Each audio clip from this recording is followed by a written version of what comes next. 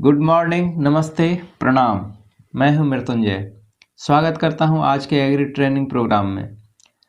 दोस्तों, आज हम लोग बात करने वाले हैं गेहूं के फसल की और हम जानेंगे कि वेस्टेज के एग्री प्रोडक्ट्स को स्टेप बाय स्टेप किस प्रकार गेहूं के फसल में हम प्रयोग कर सकते हैं। तो आइए शुरू करते हैं कुछ मेन बेसिक्स के साथ।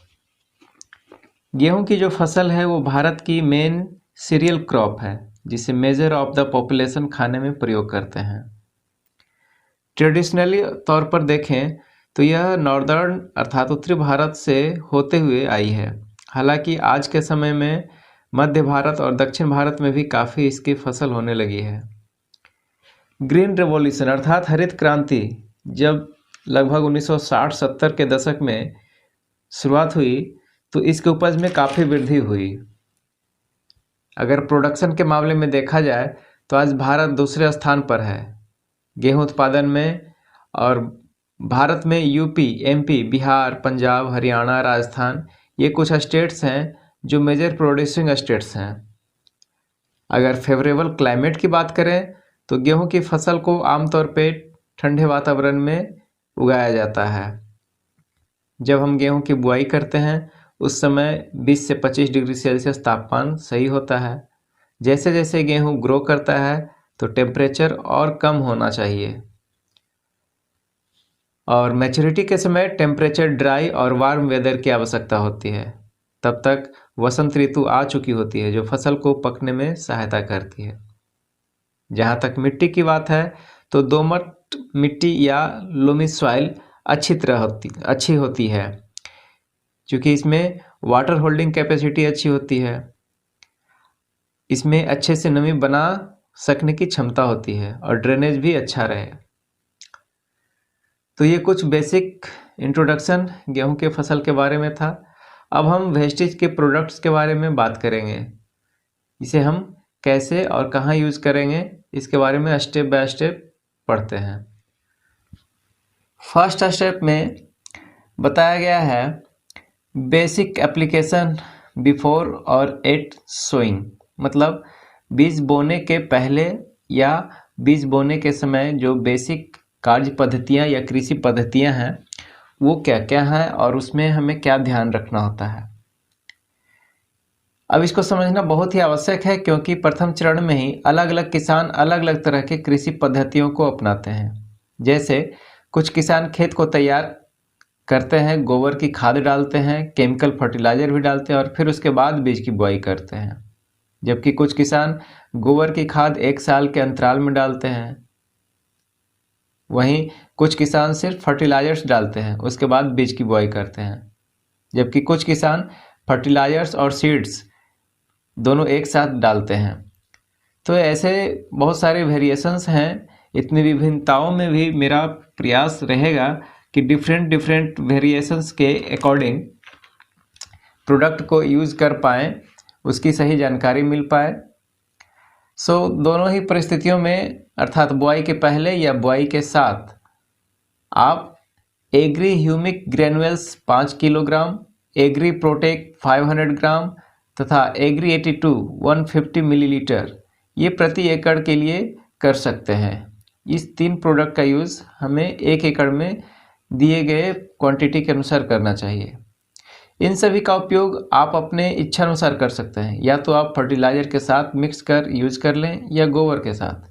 पर हम लोगों का उद्देश्य है केमिकल फ्री फार्मिंग। इसके लिए हमें धीरे धीरे केमिकल फर्टिलाइजर्स को बाय करना ही पड़ेगा। तो पहले चरण में आप 20 से 30% केमिकल फर्टिलाइजर को कम कर दें।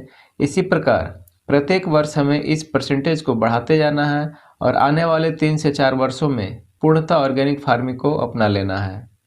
तो हमारा ऐसा प्रयास रहे, मुझे आशा है आप ऐसा प्रयास करेंगे। अब आइए स्टेप 2 की बात करें। स्टेप 2 में है सीड ट्रीटमेंट। सीड ट्रीटमेंट अर्थात बीज उपचार। यदि हम बीज को लगाने जा रहे हैं तो अच्छा होगा कि हम बीज का उपचार कर लें। बीज का उपचार करने के लिए एग्री ह्यूमिक या एग्री प्रोटेक दोनों में से एक का भी प्रयोग कर सकते हैं या दोनों का भी प्रयोग कर सकते हैं। इसकी क्वांटिटी होगी 5 मिलीलीटर या 5 ग्राम 1 केजी सीड के लिए।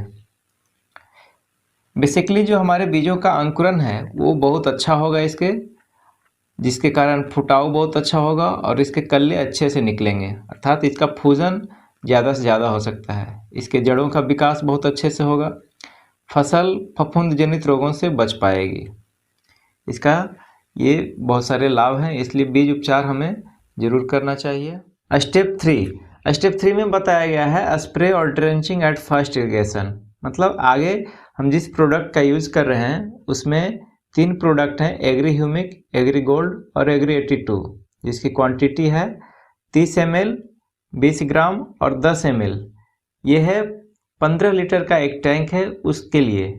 और एक और क्वांटिटी बताया गया है जो लगभग 1 एकड़ के लिए बताया गया है, इसमें 250 ml, 100 ग्राम और 150 ml, ये तीनों अलग अलग जो हैं क्वांटिटी बताया गया है। तो इस दोनों में से आपको जो सुविधा है उसका उपयोग कर सकते हैं।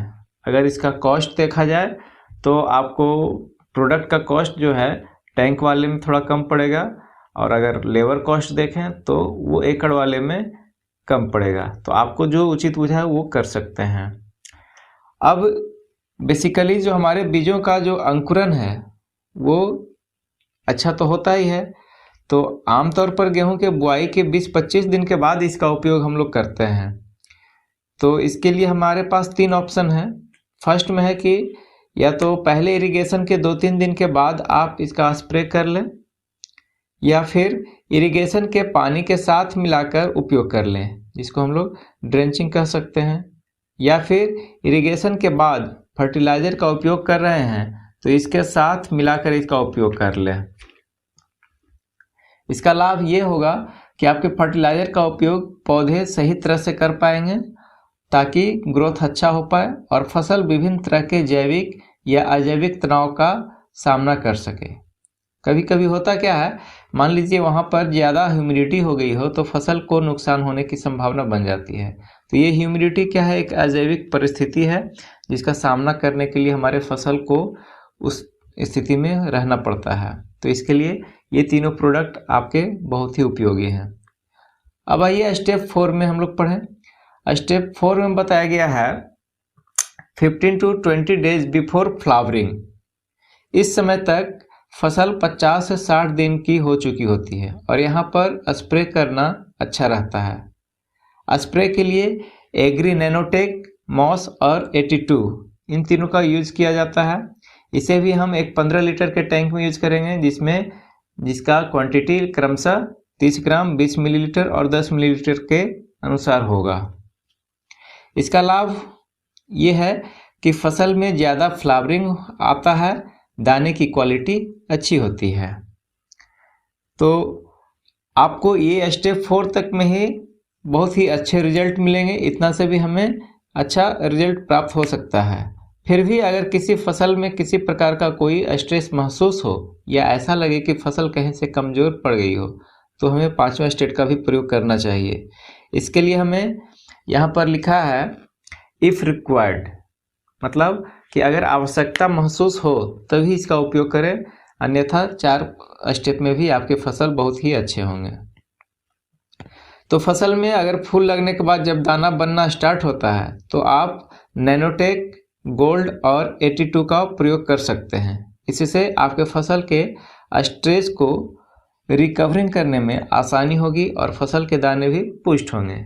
और इसकी भी क्वांटिटी आप देख रहे हैं, लगभग 30 ग्राम, 20 ग्राम और 10 मिलीलीटर का जो होगा, जो टैंक के अनुसार ही करना होता है।